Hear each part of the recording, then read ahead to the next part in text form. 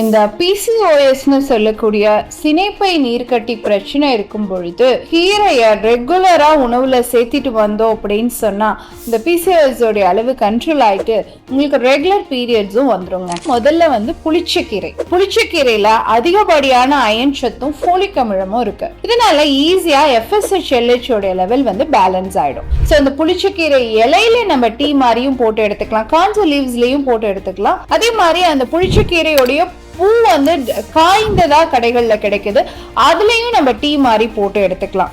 அப்படி எடுக்கும் பொழுது படிப்படியா நம்ம பீரியட்ஸ் வந்து ரெகுலர் ஆகிறதுக்கு சான்சஸ் இருக்கு. அதே மாதிரி பசலைக்கீரை தீராத வெள்ளை தீரும் அப்படின்னு சித்த மருத்துவத்துல சொல்றோம். அந்த பசலைக்கீரைய பாசிப்பருப்போட சேர்த்து ஒரு கூட்டு மாதிரி எடுத்துக்கும் பொழுது vitamin A, C, E, folic அமிலம் இதெல்லாம் இருக்கிறதோட சேர்த்து கூடவே வயிறு சுத்தி இடுப்பு சுத்தி தேவையில்லாத ஃபேட்டையும் கண்ட்ரோல் பண்ணிட்டு கருமுட்டை வளர்ச்சி சீரா இருக்கும்.